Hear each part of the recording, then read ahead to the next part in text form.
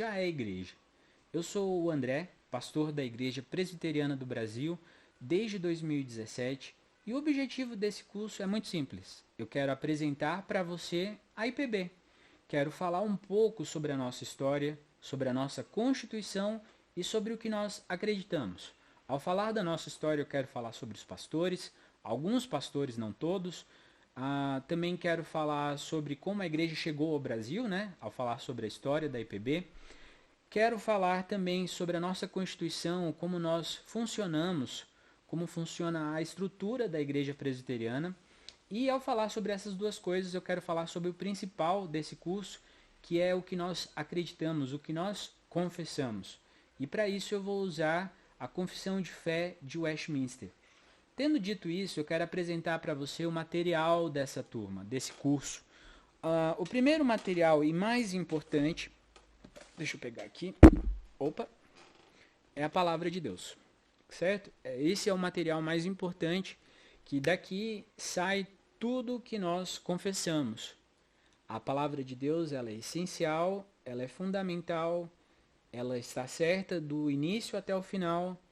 Não é uma conjectura humana, não é uma abstração humana, isso aqui é a palavra de Deus, certo? Então esse aqui é o nosso primeiro material. E depois, para poder entender a sistematização da Confissão de Fé, nós utilizamos esse livro aqui, que é a Confissão de Fé de Westminster, comentada pelo Rod. Essa edição aqui é pela... Deixa eu ver se eu consigo colocar... Não, mas é pela editora Puritanos, Os Puritanos. Para essa matéria também nós vamos utilizar o material como material o Manual Presbiteriano. Esse aqui é desatualizado, já tem uma versão mais nova que eu ainda não tenho acesso. E também nós iremos utilizar a própria Confissão de Fé de Westminster. Além disso, eu vou estar utilizando outros materiais. A aula acontece aqui no YouTube através do nosso canal do Bisbilhotei e acontece simultaneamente no Classroom, no Google Classroom. Tem um ambiente lá onde você vai poder encontrar todas as aulas que foram feitas até agora, com vídeos de outros pastores falando sobre os assuntos que a gente trata. Nesses vídeos você vai encontrar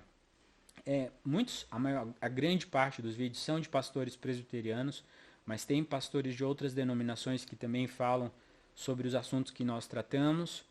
E você vai encontrar textos e até mesmo livro. Então, divirta-se participando do Google Classroom.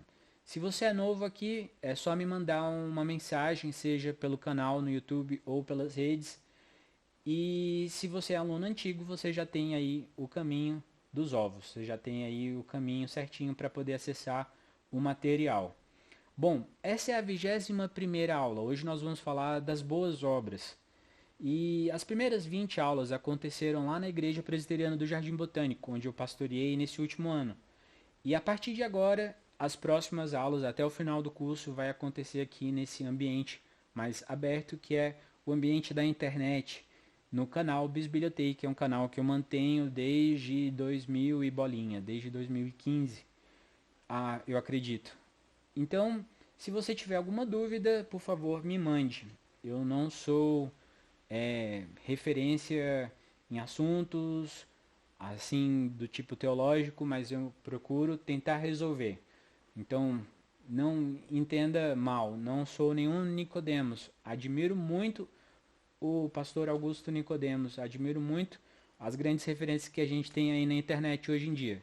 Mas se eu não souber, vou procurar a resposta e vou tentar passar, seja por esse canal ou pelo pessoal também, WhatsApp, e-mail. É só você escrever aí para eu@bisbilhotei.com.br.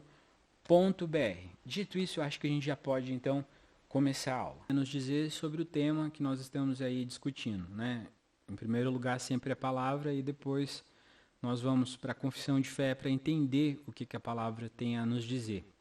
Um texto importante para esse assunto das boas obras, ele está em Efésios, capítulo 2, do versículo 8 até o versículo 9. E aqui diz o texto, eu vou ler para vocês nesse momento. Diz assim a palavra do Senhor. Porque pela graça vocês são salvos, mediante a fé. E isso não vem de vocês, é dom de Deus. Não de obras, para que ninguém se glorie. Pois somos feituras dele, criados em Cristo Jesus para boas obras, as quais Deus de antemão preparou para que andássemos nela. Então, Cristo nos criou para as boas obras, mas elas não são a forma pela qual nós temos a salvação. A nossa salvação é pela graça. Isso é um presente de Deus e é mediante a fé. Aqui diz o texto de forma muito clara, para que o coração do homem não fique ensoberbecido, que não se glorie o seu coração. Então, dito isso, a gente vai lá para o slide para tentar entender um pouquinho esse assunto. Bom, eu vou estar aqui usando a estrutura que o Rod coloca no livro dele. Eu copiei, não tudo, mas pelo menos ele faz uma estrutura da seguinte forma. Ele coloca algumas seções, depois ele coloca alguns pontos principais para explicar aquelas seções que ele comentou antes.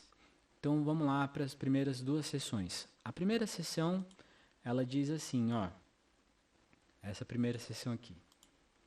Eu tô com uma dificuldade que isso aqui está aparecendo na tela e aí está cortando a visualização para mim e para vocês. Mas vamos tentar resolver isso aqui. Boas obras são aquelas que Deus ordenou em sua santa palavra. Então, aqui já diz de cara que as boas obras são ordenadas por Deus, não aquelas que os homens inventam. E aí ele continua, né? E não aquelas que, sem a autorização dela, são inventadas pelos homens que, movidos por um zelo cego, nutrem alguma pretensão de boa intenção. Seção 2. Essas boas obras, feitas em obediência aos mandamentos de Deus, são os frutos e evidências de uma fé viva e verdadeira. Por ela, os crentes manifestam a sua gratidão, fortalecem sua certeza, edificam seus irmãos, adornam a profissão do Evangelho, fecham a boca dos adversários, essa aqui eu achei bem interessante, e glorificam a Deus, de cuja feitura somos, criados em Cristo Jesus para isso mesmo, a fim de que, tendo seu fruto para a santidade, tenham no final a vida eterna. Então aqui diz alguns dos usos das boas obras e da sua finalidade, né? E ele explica essas duas seções em 2 pontos. O primeiro ponto diz o seguinte: para que alguma ação humana seja realmente uma obra boa, ela deve ter as seguintes características essenciais. Em primeiro lugar, deve ser algo direta ou implicitamente ordenado por Deus. Deve provir de um princípio interno da fé e amor no coração. Obras não ordenadas por Deus, mas inventadas e injustificadamente efetuadas pelos homens, são totalmente destituídas de caráter moral e, se oferecidas no lugar da obediência requerida, são ofensivas. Então, a gente precisa parar aqui um pouquinho antes de ir para o segundo ponto, só para poder entender o que está acontecendo aqui. Boas obras, no seu sentido teológico, elas se referem à forma como Deus espera que o homem haja. Deus ordena na palavra de Deus, não fora dela, na palavra Deus ordena como o homem deve agir. Então, para que uma obra seja boa, e aí existe a obra ruim e existe a obra boa ela é implicitamente ou diretamente ordenada por Deus na sua palavra. Então, isso é uma coisa que a gente precisa entender. Pessoas fazem coisas boas. Eu acho que a grande dificuldade aqui está no termo, porque boa obra, e pode ser boa obra para Deus e boa obra no sentido geral, no sentido que outras pessoas fazem, né? Então tem esse sentido aí. E é interessante ver aqui no final, né, que se oferecidas no lugar da obediência que Deus requer do homem, essas obras elas são ofensivas. A gente tem Caim e Abel como um exemplo aqui do que esse texto está falando, né? Então, em segundo lugar, os efeitos e usos das boas obras na vida cristã são multiformes. A seção 2, ela vai listar todas essas questões. E aí diz o seguinte: expressam a gratidão do crente e manifestam a graça de Deus e assim adornam a profissão do Evangelho, glorificam a Deus. As boas obras elas têm essa finalidade de agradar, de glorificar o nome santo de Deus, de expressar a nossa gratidão do que Deus tem feito na nossa vida, e isso vai adornar o nosso testemunho. Em terceiro lugar, ele diz ali que desenvolvem a graça através de exercício e assim fortalecem a certeza do crente a cada vez que eu exercito as boas obras conforme Deus coloca na palavra dele, como ele espera, e eu tenho cada vez mais certeza do que ele fez por mim e de quem ele é e de quão bom ele é. Essas boas obras, elas vão não servir apenas para mim, mas vão edificar a igreja, vão edificar os irmãos, vão fechar a boca dos adversários, a gente vai ver um pouco mais sobre isso, e elas são necessárias para a consolidação da vida eterna. Antes disso, então antes de ir para a próxima sessão, eu vou ler aqui as referências bíblicas que a confissão de fé coloca para a gente. Miqueias 6,8 diz assim: Ele te declarou, ao homem, o que é bom e que é o que o Senhor pede de ti, que pratiques a justiça, e ames a misericórdia, e andes humildemente com o teu Deus. Aqui é o que Deus espera de nós, que pratiquemos a justiça, que amemos a misericórdia, e andemos de forma humilde, não de forma arrogante com o nosso Deus. Romanos 12:2. Além de Romanos 12:2, um texto interessante que está lá no Classroom é de Romanos 1, que o reverendo Augusto Nicodemos ele expõe sobre para os gideões internacionais no evento, e ele fala sobre porquê das boas obras. É bem interessante esse vídeo, recomendo que assista, é cerca de 1 hora. Hebreus 12:2. E não vos conformeis com este século, mas transformai-vos pela renovação da vossa mente, para que experimenteis qual seja a boa, agradável e perfeita vontade de Deus. Hebreus 13:21. Vos aperfeiçoe em todo bem, para cumprirdes a sua vontade, operando em vós o que é agradável diante dele por Jesus Cristo, a quem seja a glória para todo sempre. Amém. Mateus 15:9. E em vão me adoram, ensinando doutrinas que são preceitos de homens. Isaías 29:13.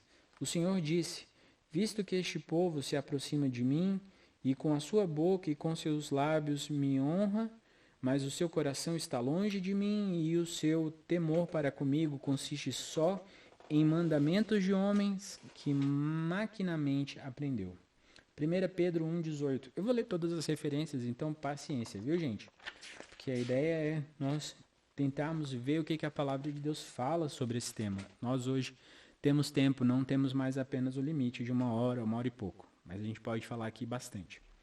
1 Pedro 1:18. Sabendo que não foi mediante coisas corruptíveis, como prata ou ouro, que fostes resgatados do vosso fútil procedimento que vossos pais legaram. João 16:2. Eles vos expulsaram das sinagogas, mas vem a hora em que todo o que vos matar julgará com isso tributar culto a Deus. Romanos 10:2. Porque lhes dou testemunho de que eles têm zelo por Deus, porém não com entendimento. 1 Samuel 15:22. Porém Samuel disse: Tem porventura o Senhor tanto prazer em holocaustos e sacrifícios, quanto em que se obedeça a sua palavra? Eis que o obedecer é melhor do que o sacrificar, e o atender melhor do que a gordura de carneiros. Deuteronômio 10:12-13. Agora, pois, ó Israel, que é que o Senhor requer de ti?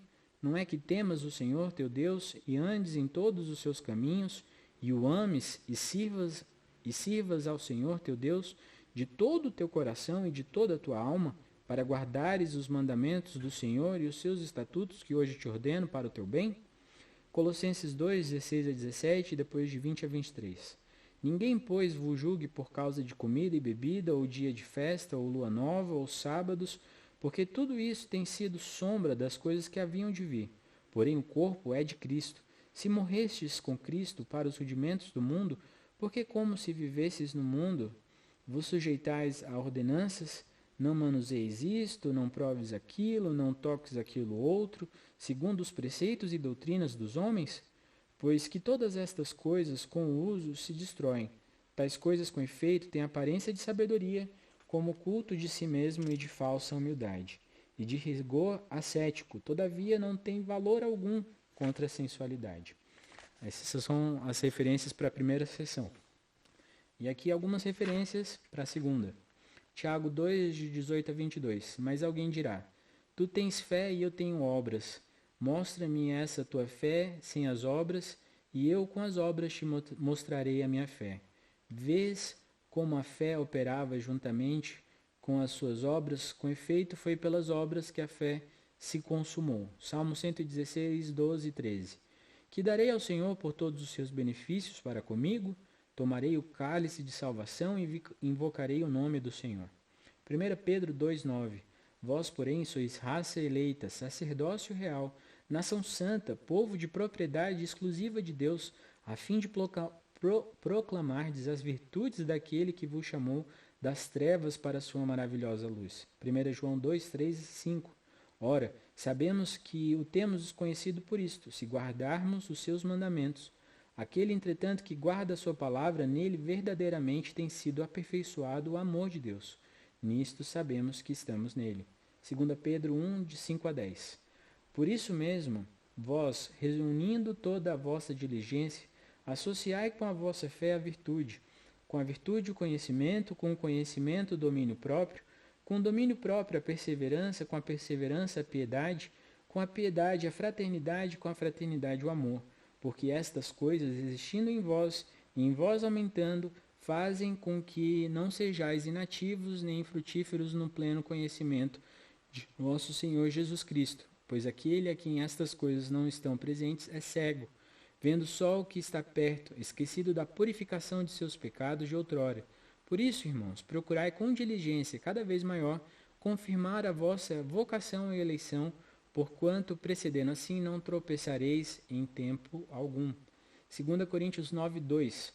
Porque bem conheço a vossa presteza, da qual me glorio junto aos macedônios, dizendo que a Acaia está preparada desde o ano passado, e o vosso zelo tem estimulado a muitíssimos. Mateus 5,16. Assim brilhe também a vossa luz diante dos homens, para que vejam as vossas obras, as vossas boas obras, e glorifiquem a vosso Pai que está nos céus. 1 Timóteo 4,12. Ninguém despreze a tua mocidade, pelo contrário, torna-te padrão dos fiéis na palavra, no procedimento, no amor, na fé e na pureza. Tito 2,5 e 9 a 12. A serem sensatas, honestas, boas donas de casas, bondosas, sujeitas ao marido, para que a palavra de Deus não seja difamada. Quanto aos servos, que sejam em tudo obedientes ao seu Senhor, dando-lhe motivo de satisfação, não sejam respondões, não furtem, pelo contrário, deem prova de toda a fidelidade, a fim de ornarem em todas as coisas a doutrina de Deus, nosso Salvador. Porquanto a graça de Deus se manifestou salvadora a todos os homens, educando-nos para que, renegadas a impiedade e as paixões mundanas, vivamos no presente século sensata, justa e piedosamente. 1 Timóteo 6,1. Todos os servos que estão debaixo do jugo considerem dignos de toda a honra os próprios senhores, para que o nome de Deus e a doutrina não sejam blasfemados. 1 Pedro 2, 12 e 15. Mantendo exemplar o vosso procedimento no meio dos gentios, para que naquilo que falam contra vós, outros como de malfeitores, observando-vos em vossas boas obras, glorifiquem a Deus no dia da visitação. Porque assim é a vontade de Deus que pela prática do bem façais emudecer a ignorância dos insensatos. Filipenses 1:1. Cheios do fruto de justiça, o qual é mediante Jesus Cristo, para a glória e louvor de Deus. João 15:8. Nisto é glorificado meu Pai, em que deis muito fruto, e assim vos tornareis meus discípulos. Efésios 2:10, que foi o que a gente leu hoje. Pois somos feituras dele, criados em Cristo Jesus para boas obras, as quais Deus de antemão preparou para que andássemos nela. E Romanos 6:22, agora, porém, libertados do pecado, transformados em servos de Deus, tendes o vosso fruto para a santificação e, por fim, a vida eterna. Então, todos esses textos aí foram usados para poder definir essas duas primeiras sessões. Deixa eu ver. Vamos lá? Vamos continuar então. Sessão 1, sessão 2, sessão 3. Sessão 3. A capacidade de realizar boas obras de modo algum emana dos crentes, mas inteiramente do Espírito de Cristo. E para que possam ser capacitados para isso, além das graças que já receberam, é indispensável que haja uma real influência do Espírito Santo a operar neles tanto querer quanto realizar, segundo seu beneplácito. Contudo, não devem, por isso, tornar-se negligentes, como se não tivessem a obrigação de realizar qualquer dever senão pelo impulso especial do Espírito. Ao contrário disso, devem ser diligentes em dinamizar a graça de Deus que está neles. E o que essa sessão ensina? que a capacidade do cristão para realizar boas obras não é de forma alguma dele próprio, não vem da pessoa, mas essa capacidade para realizar boas obras é algo que nós atribuímos ao Espírito de Cristo. E que para isso, além da graça implantada na regeneração, há necessidade de uma contínua influência do Espírito Santo. O Espírito Santo continua a nos influenciar constantemente em todas as faculdades dessa nova alma renovada, na sua mente, no seu intelecto, né, no seu espírito, pela qual o cristão é capacitado a querer e a agir segundo o seu beneplácito. Gente, vamos lá, vamos continuar lendo aqui terceiro lugar. Que essa doutrina da dependência absoluta da alma não deve ser pervertida, dando ocasião à indolência. Estava faltando essa parte mesmo, que aqui é importante. Nem diminuir em qualquer grau o nosso senso de obrigação pessoal. A vontade de Deus nos é exibida objetivamente na palavra escrita. O dever em relação à obediência voluntária obriga as nossas consciências. Então, nós somos obrigados pela obediência voluntária, né? E o Espírito Santo não opera independente da palavra, e sim através da palavra. Então, nem realiza ele a obra a parte das nossas faculdades constitucionais, da razão, da consciência e da vontade. A nossa vontade é levada em conta, e Deus age através delas. Mas através delas, né, que diz ele. Daí segue-se que jamais honraremos o Espírito Santo, esperando... O que está dizendo aqui?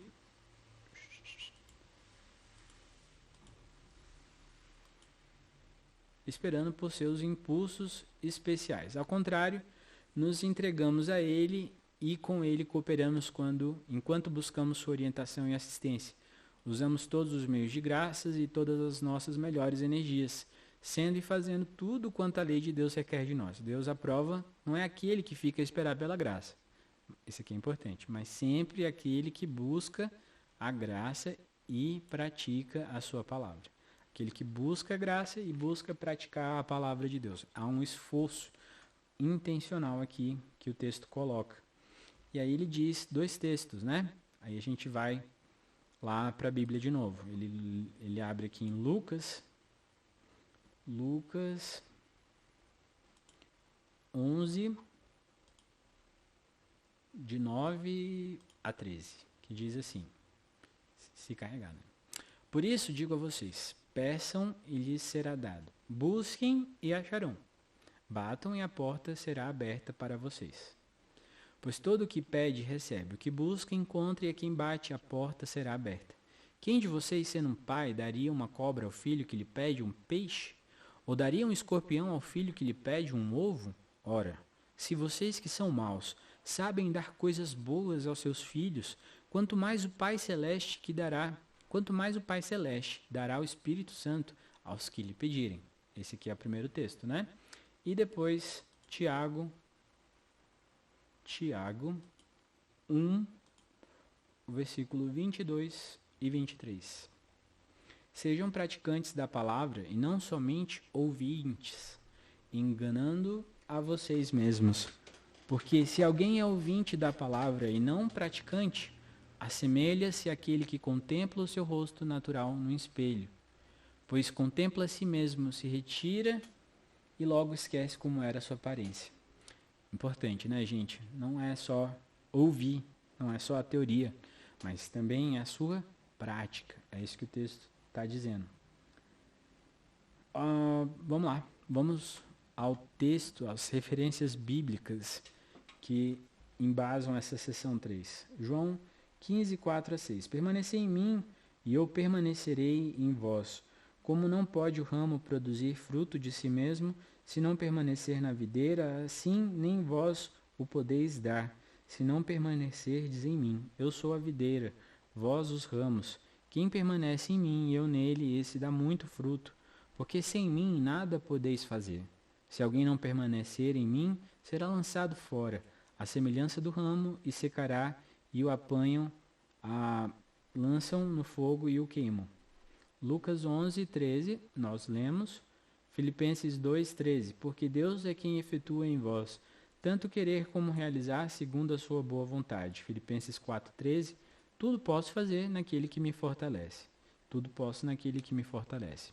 Posso passar os momentos bons e os momentos ruins. Essa seria a melhor exegese para esse texto, né? 2 Coríntios 3:5. Não que por nós mesmos sejamos capazes de pensar alguma coisa, como se partisse de nós, pelo contrário, a nossa suficiência vem de Deus. Efésios 3:16. Para que, segundo a riqueza da sua glória, vos conceda que sejais fortalecidos com poder, mediante o seu Espírito no homem interior. Filipenses 2:12. Assim, pois, amados meus, como sempre obedecestes, não só na minha presença, porém muito mais agora na minha ausência, desenvolvei a vossa salvação com temor e tremor. Há um chamado ao desenvolvimento, à não passividade, à atividade do crente.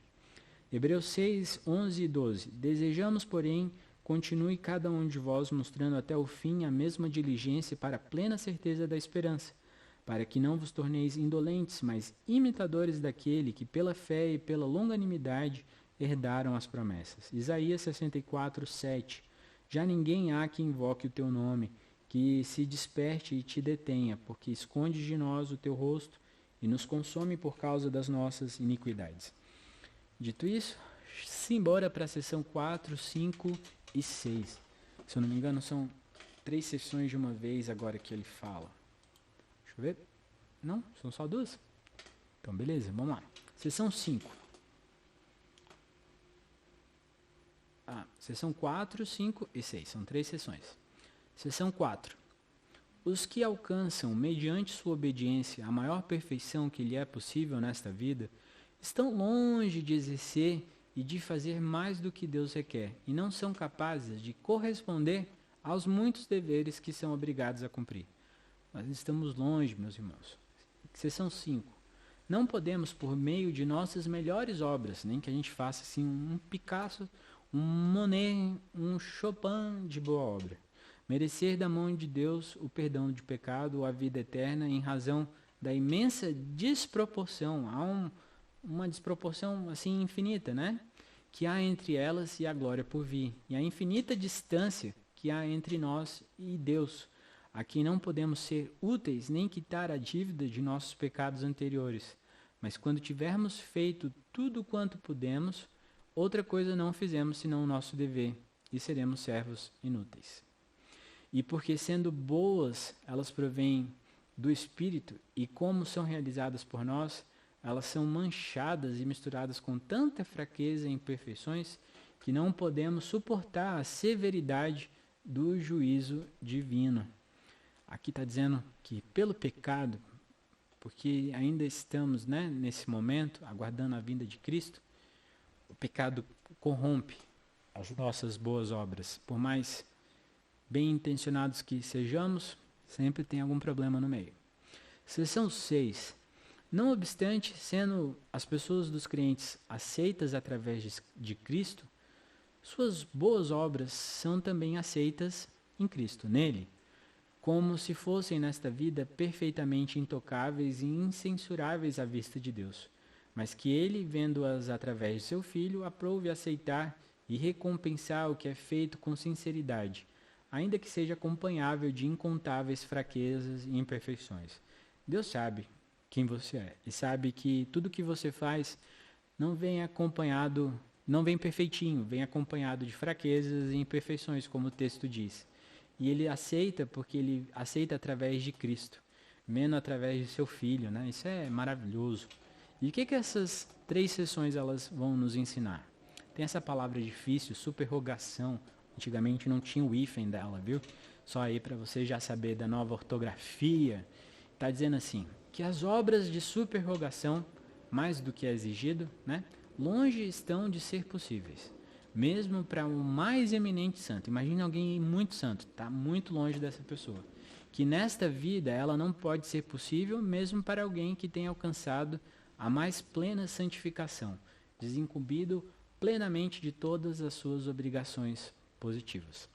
2. Que por diversas razões referido, as melhores obras dos crentes longe estão de merecer das mãos de Deus, seja o perdão de pecados, seja a vida eterna, não podem nem mesmo suportar o escrutínio de seu santo juízo. Isso aqui é pesado. E que não obstante as obras dos crentes sinceros são, como as suas pessoas, a despeito de suas imperfeições, aceitas por causa de sua união com Cristo Jesus e galardoadas por amor a Ele. Por amor a Cristo, essas obras elas são recompensadas. Isso é incrível, incrível. Bom, gente, são 3 sessões, mas não são muitas as referências, então dá pra gente ler todas elas mais uma vez. Simbora para sessão 4. As referências são 2. Só duas. Lucas 17:10. Assim também vós, depois de haverdes feito quanto vos foi ordenado, dizeis: somos servos inúteis, porque fizemos apenas o que devíamos fazer. É apenas o que a gente devia fazer. Não é igual o filho que tira boa nota e espera do pai uma recompensa, aí o pai fala: você não fez mais do que você deveria fazer. Você não fez mais do que a sua obrigação, meu irmão. Então não espere um tap on the back, né?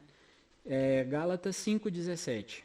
Porque a carne milita contra o espírito, e o espírito contra a carne, porque são opostos entre si, para que não façais o que porventura seja de vosso querer. Aqui os comentários agora, as referências da seção 5. Romanos 3:20. Visto que ninguém será justificado diante dele por obras da lei, em razão de que pela lei vem o pleno conhecimento do pecado. Pela lei a gente reconhece quão pecadores nós somos. Essa é uma das funções dos mandamentos, mostrar quão pecadores nós somos. Romanos 4:2 e versículo 2, 4 e 6, né? De Romanos 4. Porque se Abraão foi justificado por obras, tem de que se gloriar, porém não diante de Deus. Ora, ao que trabalha, o salário não é considerado como favor, e sim como dívida. E assim também que Davi declara ser bem-aventurado o homem a quem Deus atribui justiça, independentemente de obras. Efésios 2, de 8 a 9, nós já lemos, porque pela graça sois salvos mediante a fé. Isso não vem de vós, é dom de Deus, não de obras, para que ninguém se glorie. Lucas 17:10. Assim também vós, depois de haverdes feito quanto vos foi ordenado, dizeis: somos servos inúteis, porque fizemos apenas o que deveríamos fazer. É legal. Gálatas 5:22 e 23. Esse barulho que vocês estão ouvindo é gotas de chuva caindo no microfone, gente. Gálatas 5:22 e 23. Mas o fruto do Espírito é amor, alegria, paz, longanimidade, benignidade, bondade, fidelidade, mansidão, domínio próprio. Contra essas coisas não há lei. Isaías 64:6. Mas todos nós somos como um imundo, e todas as nossas justiças como trapo de imundícia. Todos nós murchamos como a folha, e as nossas iniquidades como um vento nos arrebatam. Salmo 143:2. Não entres em juízo com o teu servo, porque à tua vista não há justo nenhum vivente. Salmo 133. Se observardes, Senhor, iniquidade, quem, Senhor, subsistirá? A resposta é ninguém. Todos nós somos servos inúteis. O melhor que nós fazemos é trapo de imundícia. Às vezes, as motivações que nos levam a agir dentro da igreja, a fazer coisas boas, é para ter o reconhecimento das pessoas, para ter fama, para ter poder, né? Então, o pecado, ele ainda age até nas melhores coisas que nós fazemos. Por mais interessantes, honráveis, ainda que o Senhor estipule essas coisas na sua palavra como coisas a fazermos, nem sempre elas são pelo meio certo, né? Nós fazemos pelo objetivo certo, para honrar e glorificar a Deus, como foi ali nas sessões que nós colocamos. E as referências dessa última sessão, da sessão 6, da sessão 6, são essa daqui, ó. Efésios 1:6, para o louvor da glória de sua graça, que ele nos concedeu gratuitamente no amado. 1 Pedro 2:5, também vós mesmos, como pedras que vivem, sois edificados casa espiritual para ser de sacerdócio santo, a fim de oferecerdes sacrifícios espirituais agradáveis a Deus por intermédio de Jesus Cristo. Salmo 143:2. Não entres em juízo com o teu servo, porque à tua vista não há justo nenhum vivente. 2 Coríntios 8:12. Porque se há boa vontade, será aceita conforme o que o homem tem, e não segundo o que ele não tem. Hebreus 6:10. Nós já lemos, porque Deus não é injusto para ficar esquecido do vosso trabalho e do amor que evidenciastes para com o seu nome, pois servistes e ainda servis aos santos. Mateus 25, 21 e 23. Disse-lhe o Senhor: muito bom, muito bem, servo bom e fiel. Foste fiel no pouco. A gente só consegue ser fiel no pouco se a gente parar para prestar atenção de acordo com esses outros versículos, né? Sobre muito te colocarei. Entra no gozo do teu Senhor. E a gente só consegue entrar no gozo do Senhor através dos méritos de Cristo, como a gente já leu aqui também. Disse-lhe o Senhor: muito bem, servo bom e fiel, foste fiel no pouco, sobre muito te colocarei. Entra no gozo do teu Senhor. São os 2 versículos. Dito isso, eu preciso dar aqui uma secada no meu computador, que essa chuva tá vindo forte. Vou fechar um pouquinho a janela.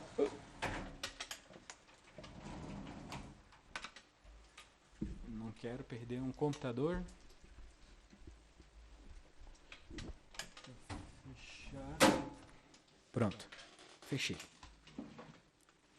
Simbora para as últimas sessões. Agora nós vamos para a sessão 7.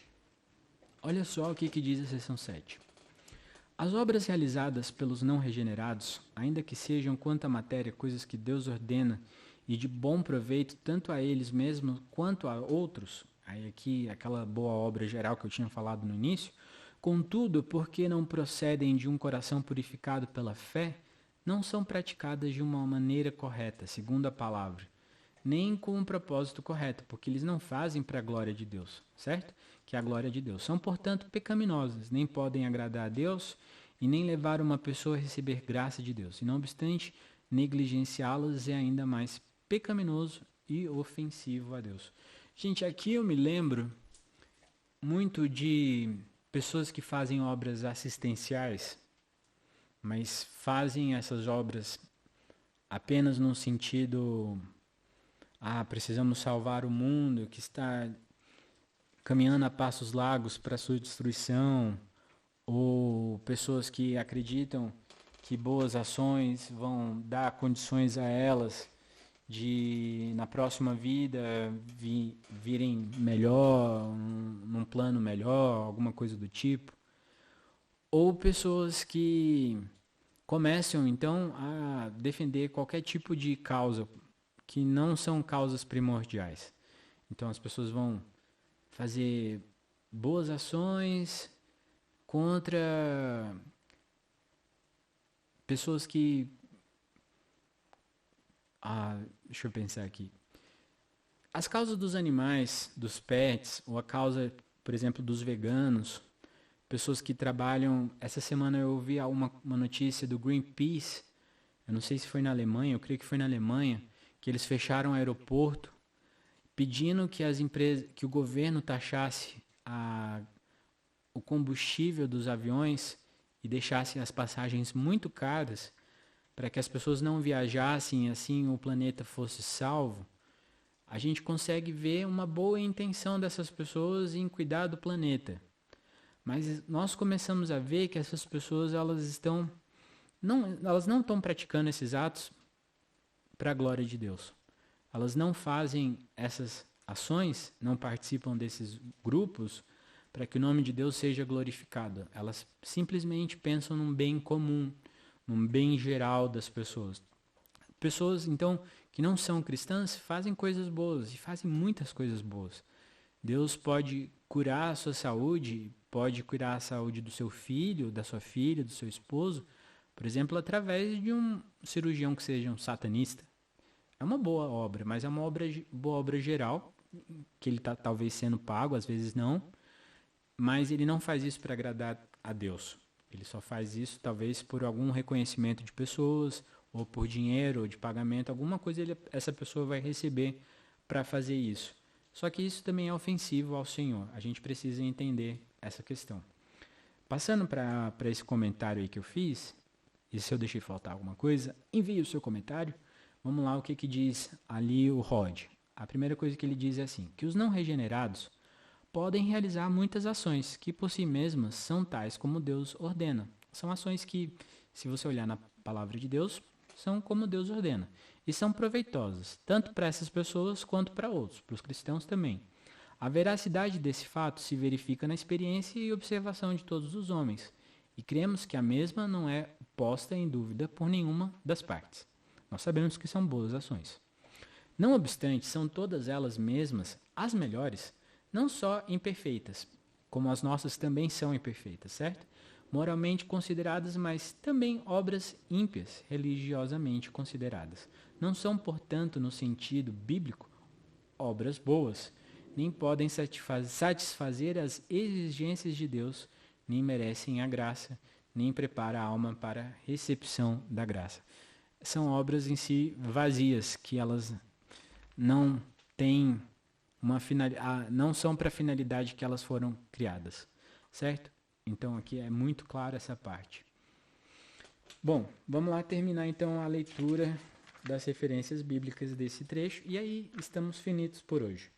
2 Reis 10, 30, 31. Pelo que disse o Senhor a Jeú: porquanto bem executaste o que é reto perante mim, e fizeste a casa de Acabe segundo tudo quanto era do meu propósito, teus filhos até a 4ª geração se assentarão no trono de Israel. Mas Jeú não teve cuidado em andar de todo o seu coração na lei do Senhor, Deus de Israel, nem se apartou dos pecados de Jeroboão, que fez pecar a Israel. Filipenses 1, 15, 16 e 18. Alguns efetivamente proclamam a Cristo por inveja e porfia. Outros, porém, o fazem de boa vontade. Estes por amor, sabendo que estou incumbido da defesa do Evangelho. Todavia que importa, uma vez que Cristo de qualquer modo está sendo pregado, quer por pretexto, quer por verdade, também com isto me regozijo, sim, sempre me regozijarei. Esse é um texto interessante, porque aqui vai falar de pregadores da palavra de Deus, uns com o objetivo certo, de glorificar a Deus, executando assim uma boa obra, e outros pregando a Cristo por inveja e porfia, que diz o texto aqui. Só que, pregando a palavra de Deus, Deus pode usar essas pessoas, né? Ele não usou Nabucodonosor, como diz lá em Jeremias, ele usou também o faraó, e as obras que ele fez, ainda que más aos olhos do ser humano, foram boas, porque elas executaram a vontade de Deus. Então, ele serviu. É interessante que Jeremias coloca Nabucodonosor, servo do Senhor, meu servo, né? É interessante isso. Hebreus 11, 4 e 6. Pela fé, Abel ofereceu a Deus mais excelente sacrifício do que Caim, pelo qual obteve testemunho de ser justo, tendo a aprovação de Deus quanto às suas ofertas. Por meio dela também, mesmo depois de morto, ainda fala.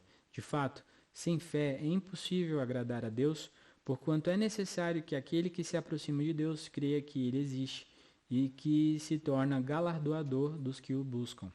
Marcos 10, 20 e 21. Então ele respondeu: Mestre, tudo isso eu tenho observado desde a minha juventude.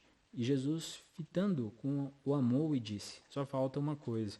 Vai, vende tudo o que tens, dá-o aos pobres e terás um tesouro no céu. Então vem e segue-me.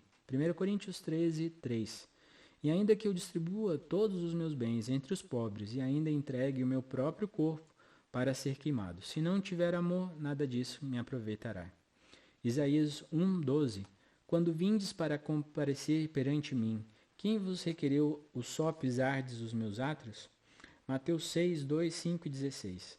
Quando, pois, deres esmola, não toques trombeta diante de ti, como fazem os hipócritas nas sinagogas e nas ruas, para serem glorificados pelos homens. Em verdade vos digo que eles já receberam a recompensa. E quando orardes, não sereis como os hipócritas, porque gostam de orar em pé nas sinagogas e nos cantos das praças, para serem vistos dos homens. Em verdade vos digo que eles já receberam a recompensa. Quando jejuardes, não vos mostreis contristados como os hipócritas, porque desfiguram o rosto, com o fim de parecer aos homens que jejuam. Em verdade vos digo que eles já receberam a recompensa. Ageu 2,14. Então prosseguiu Ageu: assim é este povo, e assim esta nação perante mim, diz o Senhor. Assim é toda a obra das suas mãos, e o que ali oferecem tudo é imundo. Amós 5, 21 a 22. Aborreço, desprezo as vossas festas, e com as vossas assembléias solenes não tem nenhum prazer. E ainda que me ofereçais holocaustos e vossas ofertas de manjares, não me agradei deles, nem atentarei para as ofertas pacíficas de vossos animais cevados. Marcos 7, 6 a 7. Respondeu-lhes: Bem profetizou Isaías a respeito de vós, hipócritas, como está escrito. Este povo honra-me com os lábios, mas o seu coração está longe de mim. E em vão me adoram, ensinando doutrinas que são preceitos de homens. Salmo 14, 4. Acaso não entendem todos os obreiros da iniquidade que devoram meu povo, como quem come pão que não invocam o Senhor? As palavras, Salmo 36, 3. As palavras de sua boca são malícia e dolo. Abjurou o discernimento e a prática do bem. O penúltimo texto, Mateus 25, 41, 45.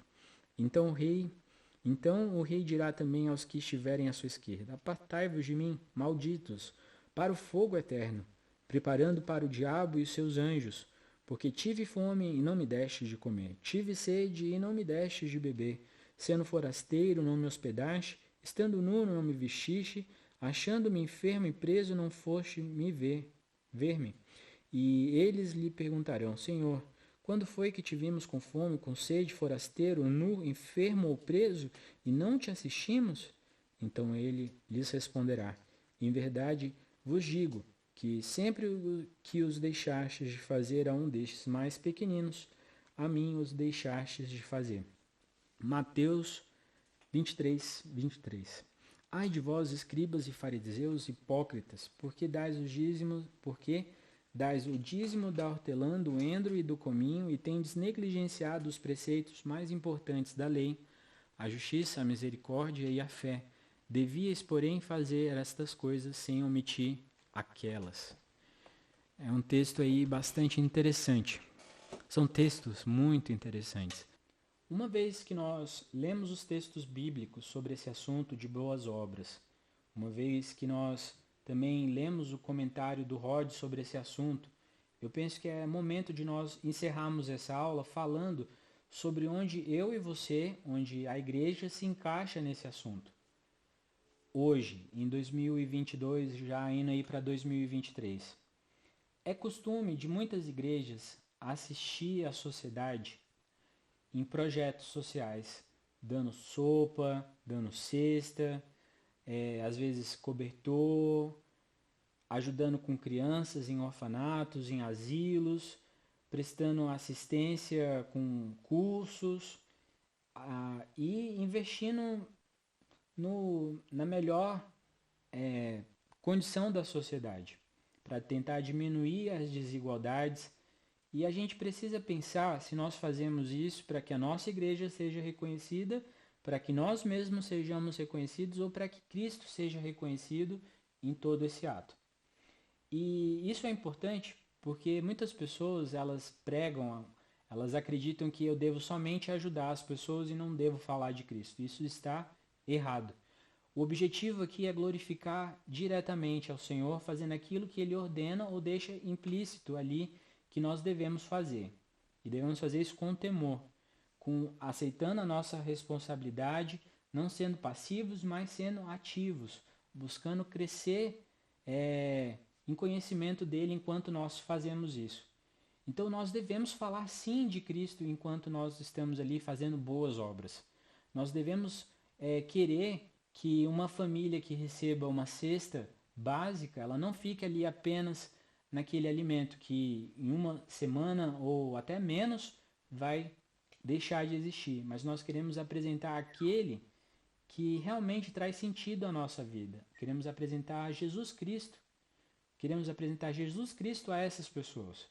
Então é importante que em toda a atividade da igreja, todo o seu assistencialismo, todos os projetos que a igreja desenvolve através da SAF, através da junta diaconal, ou através de qualquer um dos ministérios de uma igreja, que a gente sempre tenha o foco que o objetivo ali é agradar ao Senhor.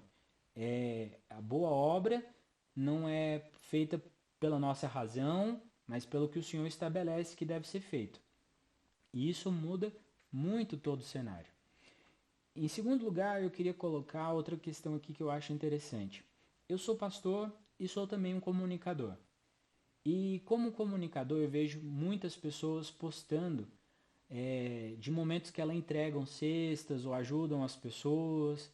E isso é importante porque gera, num ambiente coletivo, o reconhecimento da necessidade de ajuda. As pessoas precisam saber que pessoas têm necessidade e precisam ser ajudadas. E onde elas podem ajudar. É interessante, então, essa função da comunicação. Mas eu, eu teimo bastante, eu tenho muito cuidado em tirar foto de pessoas. Eu sempre crio artes mostrando às pessoas, olha, a gente está precisando de tanto para tal lugar. Mas nunca expondo as pessoas a uma situação que não é legal. Então a gente precisa sempre ter esse cuidado. Eu estou ali para ajudar, eu não quero que as pessoas reconheçam, como a gente leu nos textos bíblicos, né? Eu não quero estar ali no centro da sinagoga para que o pessoal saiba quanto eu estou dando de dízimo ou quanto eu estou fazendo isso e aquilo pela igreja. Mas eu quero entender que sempre que tem uma pessoa me vendo, que tem alguém me vendo, e esse alguém é o Deus triuno. O Deus triuno me vê e ele sabe o que eu estou fazendo. Então, é importante que ele veja, não que as outras pessoas vejam. Eu preciso criar a consciência de necessidade, mas eu não quero ficar dando evidência toda hora a essas questões, porque eu quero que o Senhor me veja e ele se agrade dessas questões. Então é importante a gente pensar sobre isso. E uma outra coisa que eu quero colocar interessante é que nós podemos cooperar em trabalhos de não cristãos, glorificando a Deus, porque nós estamos fazendo ali com o objetivo correto. A gente entende que nós somos servos inúteis, que não o melhor que nós fazemos é trapo de imundícia, mas a gente pode estar trabalhando com não cristãos para a glória de Deus. E agindo assim, então, em orfanatos, existem orfanatos de instituições, sem ser religiosas, e a gente pode trabalhar nisso para a glória do Senhor e agindo assim em tudo que nós fazemos para a glória de Deus. Eu creio que seja esse um início suficiente para um debate maior lá no Classroom. E eu agradeço desde já a sua participação, você chegar até o final. Isso aí mostra que você é corajoso. Então, Deus te abençoe e até a próxima aula.